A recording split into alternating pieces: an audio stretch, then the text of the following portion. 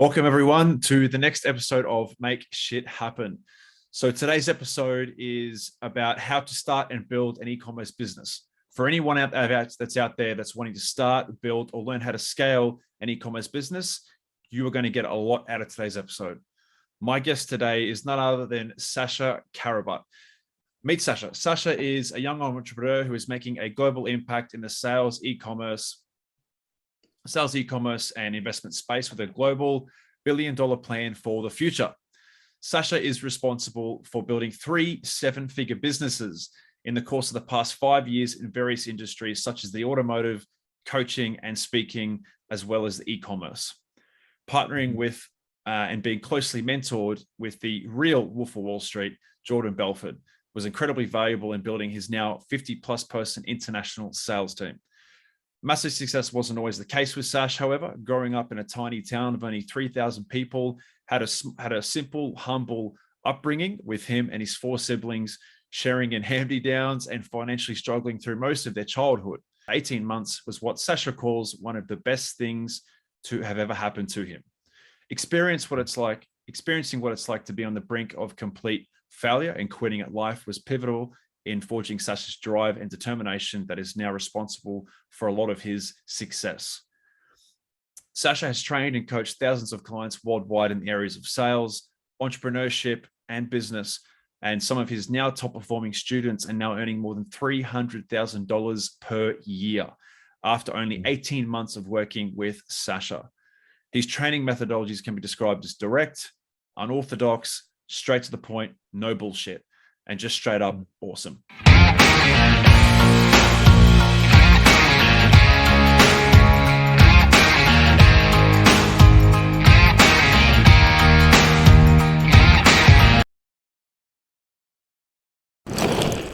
Sash, just like to welcome you to the show, mate. Thanks for coming on. I appreciate it, man. I appreciate it. Thank you so much. Yeah, no, awesome. Absolutely, mate. So it's an absolute pleasure. So I'd just like to frame it too for the people that are going to be listening to this. Sash and I actually know each other very well personally. We've been very close friends for many, many years. Sash and I actually lived together for a period of time as well. So we've seen each other's, I guess, personal growth and changes come through over quite some years. So, mate, it's been a pleasure absolutely watching you come. And a lot of other things. A lot of other things. Yeah, a lot of other things. Yeah, mate, absolutely. So, Sash, mate, what are you up to at the moment? What are you doing? Geez, that's a curveball question. What am I doing? At the moment, I would say some of the things that I'm doing would be focused around organizing and structuring like the various teams that are involved in my company within various projects, and creating and focusing a more streamlined management process around being able to operate in the business that doesn't require me to be a complete octopus all the time.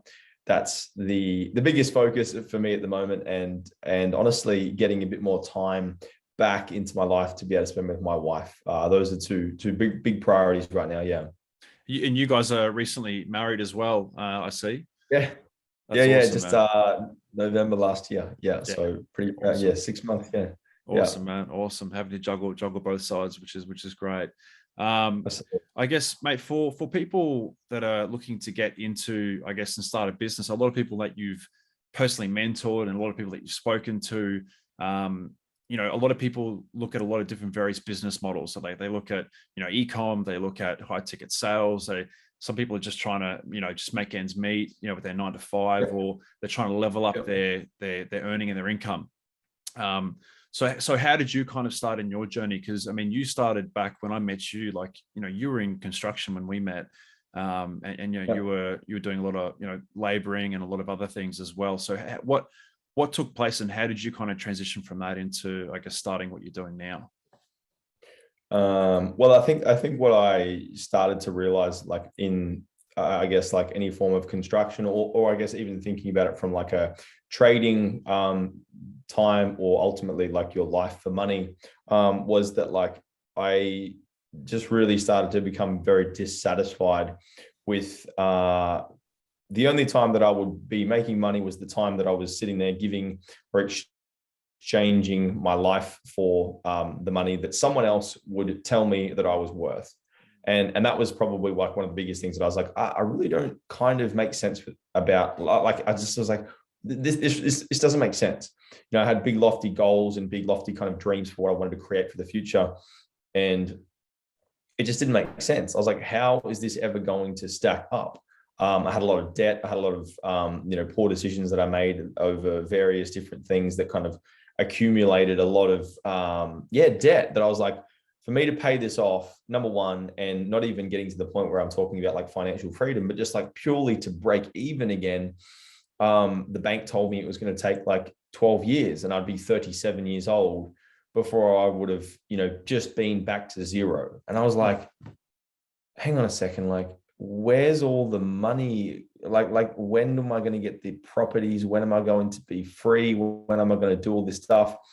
And I was like, I've got to figure out a way, and I've got to put myself in a situation or a vehicle that can allow me to ultimately, gain more leverage. And leverage, I mean, like leverage on invested time, leverage on invested money, like leverage on invested skill set, to be able to like capitalize more on like, 100 units of energy in, and in like, exchanging your time for money. It's like 100 units in, 100 units out. Like I was like, this doesn't make sense.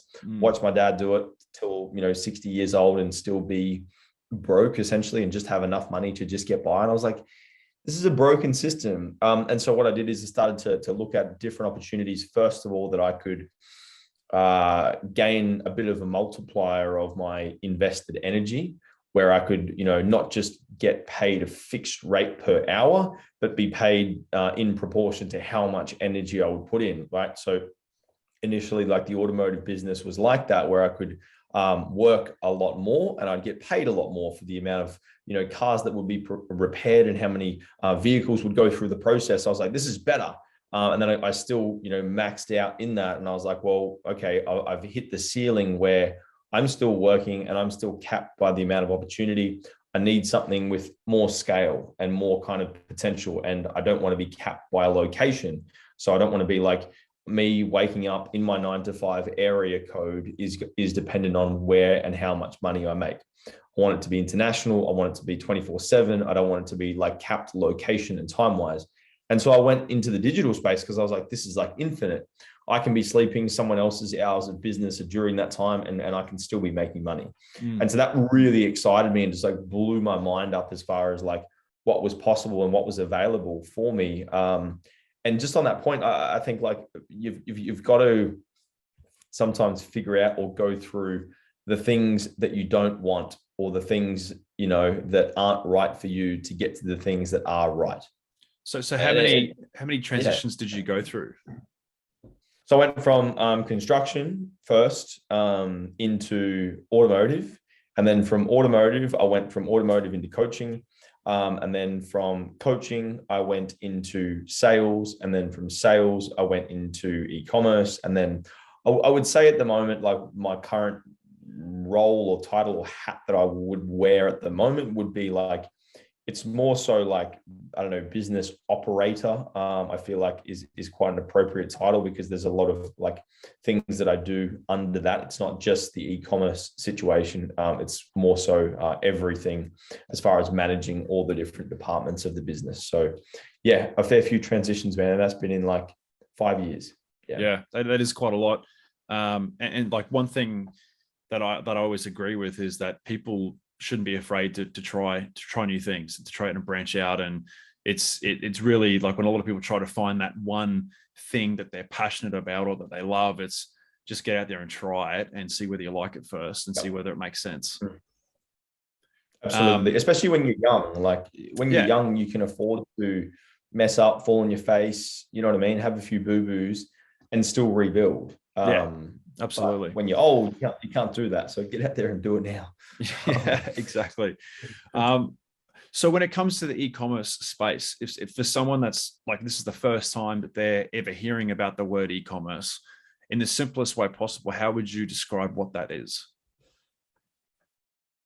Well, it's effectively like selling a product on the internet, in the true essence of it, like electronic commerce. And so it's like the exchange of products. In this case, there's no services involved. It's just purely like, products that are exchanged through a platform that, generally speaking, direct to consumer. So consumer rather than business to business purchases. So yeah, everyone's probably, I would say for the most part, purchased something through an e-commerce platform, Amazon, Shopify, like every other brand outlet that you buy from. So it's very, very, very prevalent at the moment. Yeah. Yeah, absolutely. And I guess we'll just get straight into the meaty questions now. But when it comes into e-commerce, if someone wanted to get into this, in your experience and being in it now for as long as you have been, what would be the easiest way for someone to actually start and get into it? What would you recommend? Well, I mean, like there's the easy way, and then there's kind of like the right way. They're not necessarily like the same thing, but I think the best process or methodology to kind of follow would be, first thing is to focus on or find or identify a problem or some form of pain in the market around like something that isn't being fixed or something that isn't done correctly. Because ultimately, if you look at like the best products, essentially they really like solve a problem more than anything else, rather than like, just buying a product. Like for me personally, the chair that I sit on, the microphone that I have, all of these cool things, they ultimately solve, a very expensive problem, like providing great quality sound with my microphone. And that's why I pay a lot of money for it. You know what I mean? And like all of the products that you buy, you'll notice they either solve a problem or they make you feel a particular way and they fulfill a piece of desire. So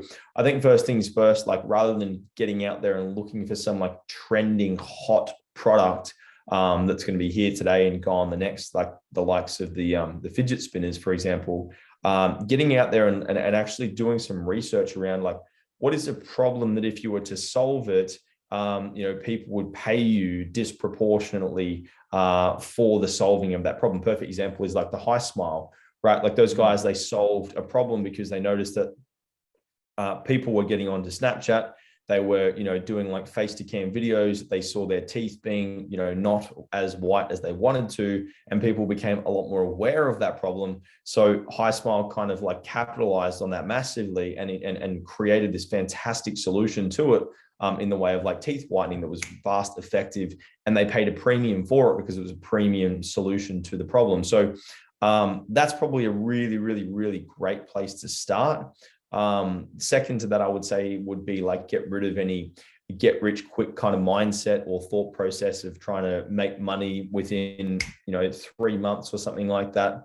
Try and have the mindset, the thinking that committing to something for 12 months and doing it is at least 12 months is the best way to kind of think about committing to it. Like, would you actually still be doing this in 12 months time if it didn't work out how you wanted it to?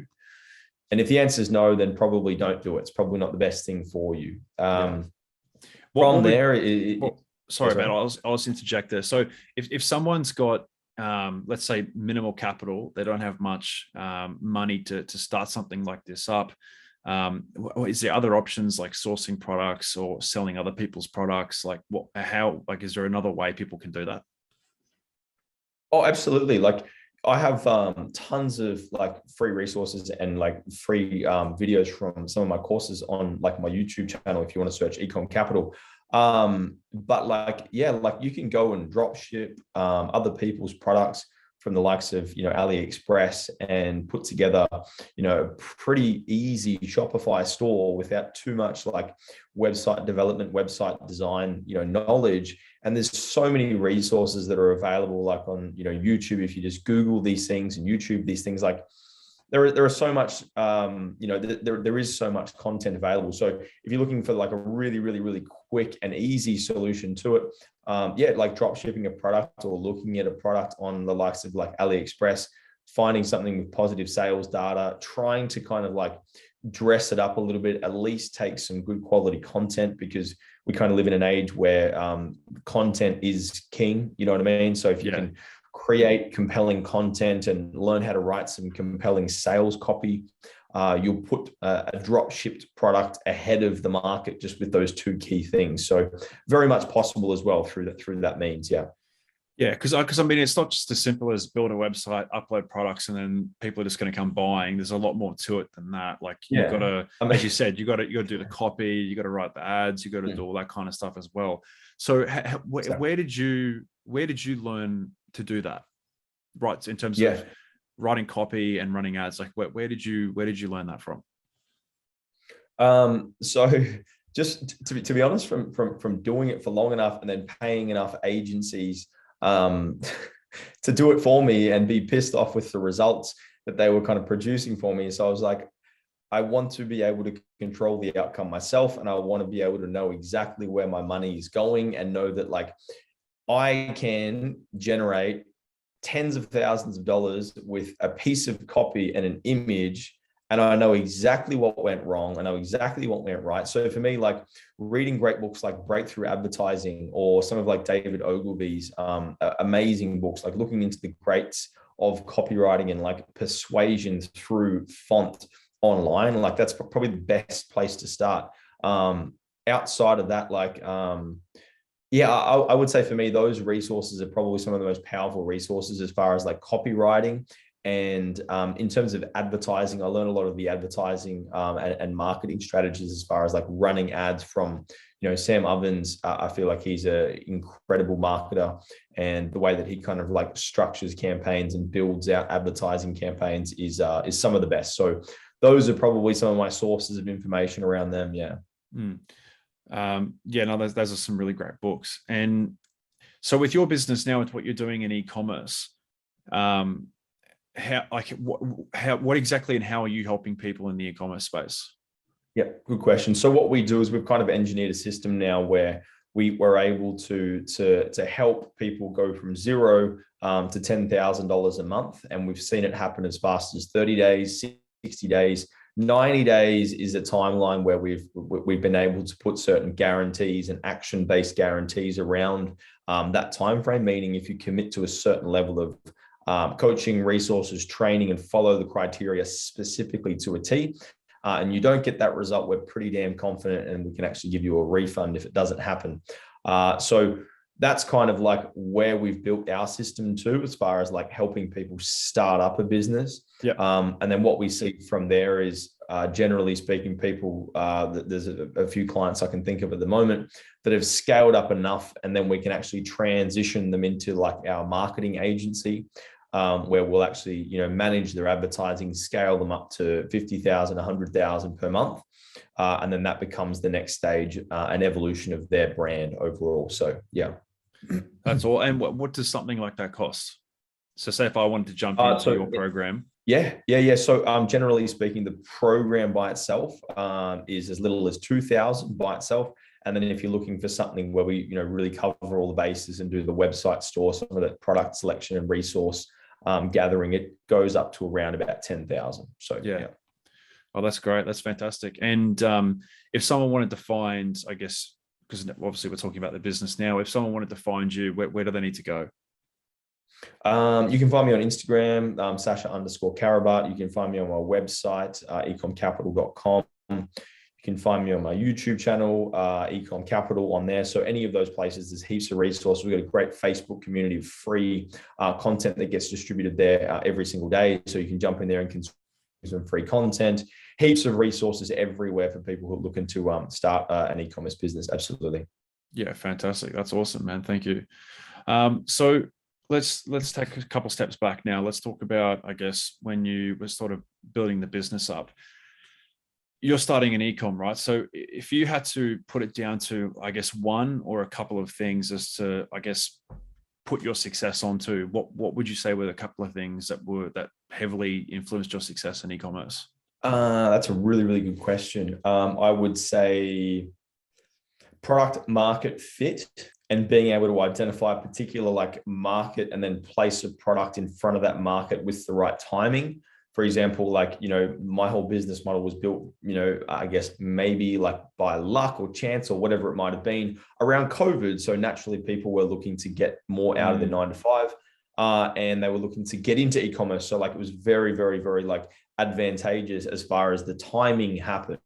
and I couldn't have perhaps planned it, but that's how it happened, So Yeah. I think product market fit, for example, if I wanted to go out there today and start a DVD retail store, probably not going to work that well, right? So I think it's extremely important, like the product market fit, which is why, manufacturers of cars and vehicles are constantly, redoing and remaking their models to maintain that product market fit. So I would say that would be probably paramount to success. And then from there, it's I would say secondly from there would be just understanding like what it takes in terms of going from like 0 to 1 million, and then the changes that need to happen organizationally to go from like 1 million to 10 million, and the entrepreneurial changes that you need to go through as an individual, and how your mindset needs to shift and change, and then what you need to do as far as understanding like front end sales, back end, like the whole thing changes. So yeah, those are very important. Yeah. So what would you say was one of the biggest changes that you had to make to go from say 100,000 to 1 million? To go from 100,000 to 1 million, I think all that's required in that. So essentially, if you're going from 0 to 100,000, what you're doing is you're testing out your proof of concept. You're testing out your product market fit. You're testing out and validating, like, is there a market for this product? I don't really know. I'm not too sure. Once you've established and reached that level of like 100,000 plus, generally speaking, what I find is that you've identified a niche for your product. You've got a distribution channel in place, meaning advertising, marketing, organic, outbound, whatever it might be. Yeah. You've got a channel that you can distribute that product or that service down.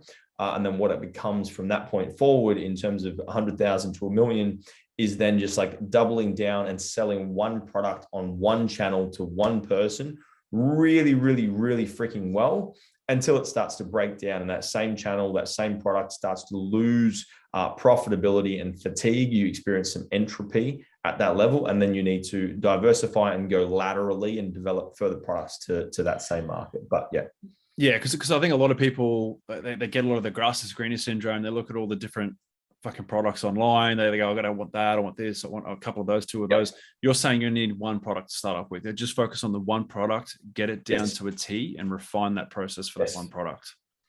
Absolutely. Like the thing is, and the reason that I find and actually get more micro than, because what I find is, and I've seen this happen so many times to like e-commerce business owners, coaches, consultants, speakers, like every single person does this.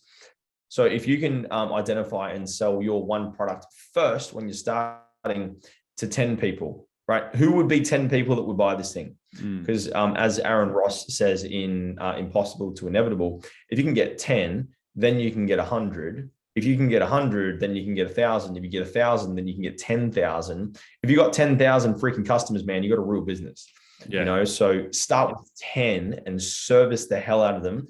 Identify their pain, over deliver on it, like just exceed their expectations, and then just chunk up from 100 to 500 to 1,000 and up and up and up and up.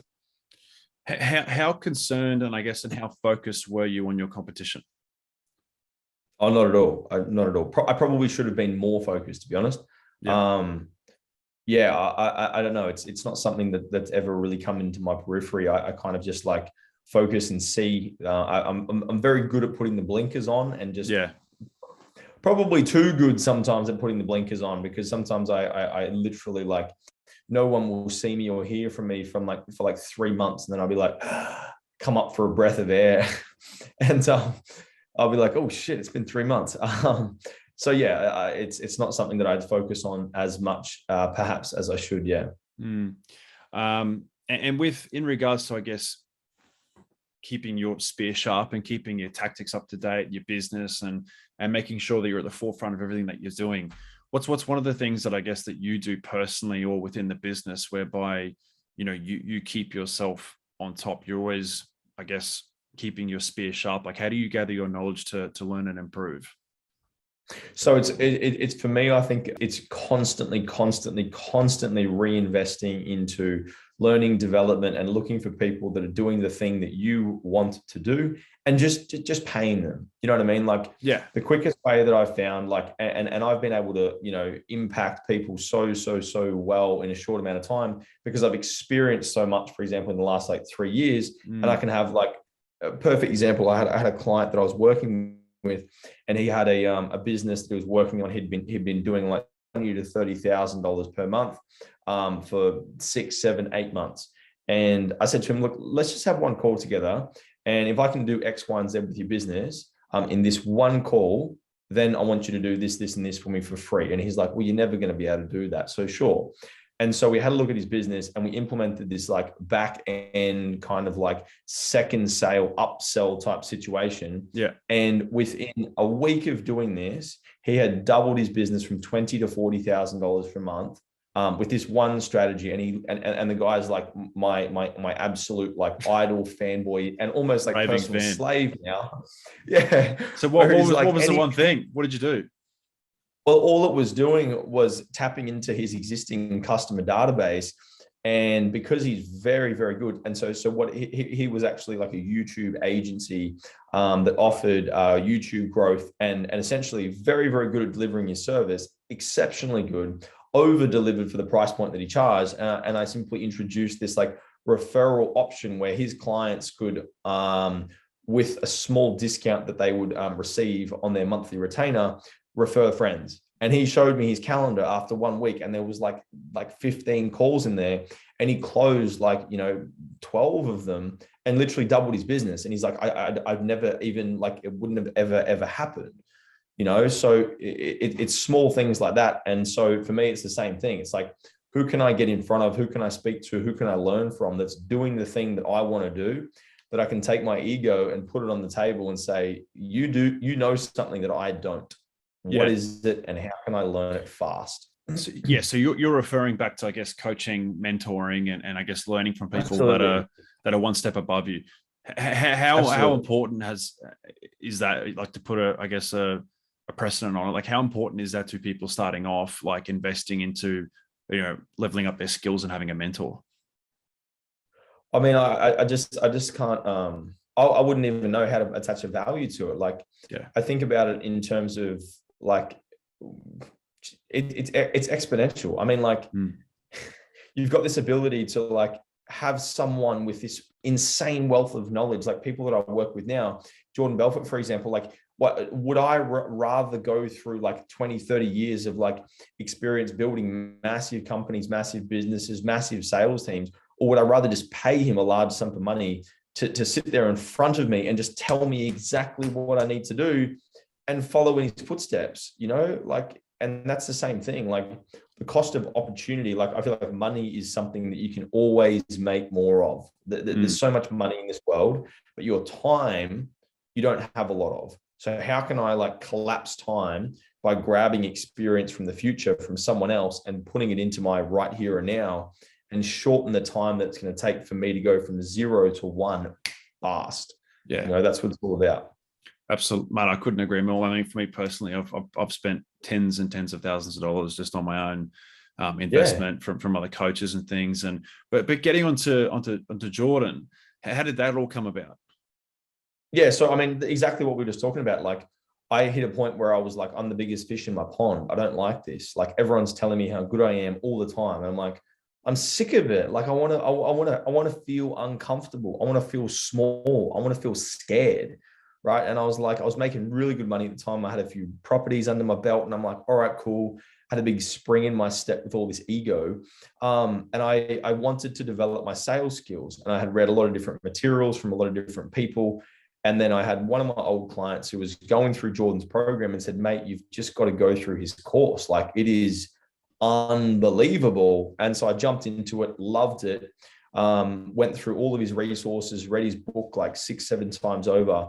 And very quickly got an email from one of his team saying, we've got this big, mastermind happening, 10 people, you need to be earning this amount of income to get down there. It's $25,000 US. don't come if you are not making this amount of money. You will not be able to afford it. And I was like, all right, cool. This is a big invitation for me to go, let's roll. And so I ponied up and I spent I invested like $50,000 into, a 4-day weekend, because I just had this belief that, for me to get to where I want to go to, my future version of me, Sasha, does stuff like that on a daily fucking basis. Yeah. He's cutting deals, he's writing checks like that. So little baby Sasha right now has got to step up and start doing it. 100%. And so you went to the States with him? Yeah, I went to a mastermind over in Beverly Hills, at his house there, and then we spent the weekend together, and then I stayed back a little bit longer, and we shot some podcast episodes together and hung out at his house a little bit after as well. Yeah. And what was that? What was that whole experience like? Like, what's JB like? What's some funny things that you experienced with him? Well, I mean, do you want the PG rated stuff or no? Fuck that. No, give it to me dirty. I mean, like it was funny. We talked about a lot of shit, and he was talking about we exchanged like some war stories about partying and all those kinds of days as you do. And he was telling me how he's like fully sober, and he's been sober for however many years now. But how if he was to get back into some of those not so sober behaviors, he's like, I'd have this whole place packed with strippers and hookers in a blink of an eye, and we'd be doing this, and so like, I mean, he's a genius, man. Like, he really is. Like, I learned a lot from him, and just seeing how his brain works and how he's able to take a situation, a business situation, and within like 60 seconds, analyze and advise on the best fit for maximizing commercial gain of that situation it's remarkable. Like, it is. I've never seen someone do it so well, and his eyes just roll in the back of his head, and he's like, this is what you need to do. And I'm like, what? That's what you pay for. I was saying, mentorship. What am I going to do? Go and figure that out over 30 plus years of business myself to finally get to that level to be able to do that? Yeah. Just pay the guy and get in front of him, Well, absolutely. I mean, look, you pay him 25, but what you took away from that's probably worth over $1 million. Like, you can't really put a price on that. And absolutely. Yeah. And what it's done for me long-term is worth a lot more, and has been worth a lot more than, 25,000. Yeah, absolutely, man. Yeah, and you did a big speaking gig with Jordan over in Brisbane, Sydney, and Melbourne, and all of that. Yeah. That all, mate, there was a lot of preparation that went into that. I saw all the posts, all the media, just constantly. Huge. How much money did you guys spend on advertisement for that event? So I spent about just under 200,000 on Facebook ads and Google ads. Yeah. Wow. And how many people ended up attending those events? Altogether, it was just under 3,000 people. Wow, man, that's a big event. That's a fucking big event. Absolutely. People. That's not just some bookshop down the road. For a first crack, yeah, mate. That's fantastic. And I guess we're running up on time now. But what I'd like to just finish on, Sash, is just a couple more questions. If you were sitting in front of, I guess, as you mentioned, little Sash before, not 18-year-old Sash, just finished high school, has got no fucking idea what he wants to do. What would you say to him? What would you say to him now? Oh, I would say this. I would say, pick one fucking thing, fixate on it like a pit bull.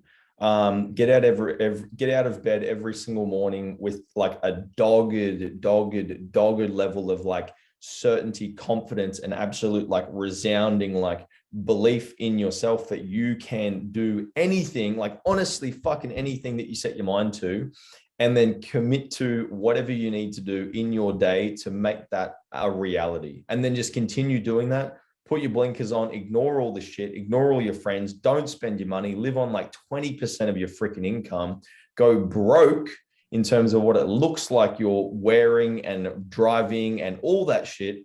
Don't give a fuck for what anyone says, anyone looks at, or you think that anyone thinks, because the thing is, no one thinks any of the shit that you think, right? And most of the people that do think that shit are dumb and broke themselves. and just go all in on one thing. Like if you do that, you'll become rich. I guarantee you'll become fucking rich. Absolutely.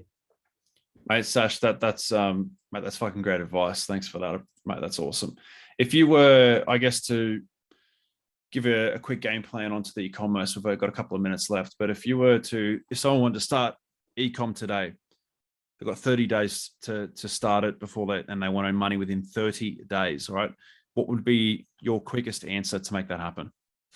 Put you on the spot here. All right, sweet. So what I would say is I would probably spend the first 10 days researching the market, and I'd find, if it's a 30-day timeline, 30-day shot clock, I'd spend the first 10 days researching the market, finding trending products within things like Facebook groups, AdSpy, Jungle Scout, Google Trends, any of those things. And I just find something that is fucking hot, right? From there, I would leverage some free platforms, and I'd probably get into some Facebook groups that have large engaged audiences. I would get a product here ASAP on Express from AliExpress. I'd ship it here. I'd get some dope as content. We're probably up to about 15 to 20 days here. I would knock up like a really, really, really quick Shopify store with product imagery. I would write some dope as copy. I'd get some awesome content designed. We're probably up to about 20 days here. And then the remaining time within that, I would just go ham on posting and writing like intense, compelling copy all throughout those Facebook communities, all throughout those groups to generate interest and generate sales. And I just price it just a little bit under what the market is. And I had some clients do this like as of last month, and they've done, 1,300, 1,400 in sales in the last like couple of days, so you go from zero to a few grand in sales. And then from there, they take that money, they reinvest it into advertising, and they just keep building that momentum. Fucking, there you go, ladies and gentlemen. That's what you call dropping fucking bombs. Love it. Mate, Sash, man, I really appreciate your time, man. Thank you so much for that. This episode's been packed full with a lot of knowledge. For anyone that is looking for more info from Sash, go onto his ecomcapital.com.au, if I'm not mistaken. .com. Yep. Just .com, ecomcapital.com. You can find Sasha Karabut on Instagram. You can find him on YouTube as well. This episode, if you want to watch it again, it's going to be on all podcast outlets, Spotify, iTunes, Apple Podcasts. It's going to be on YouTube, so you can find it all there.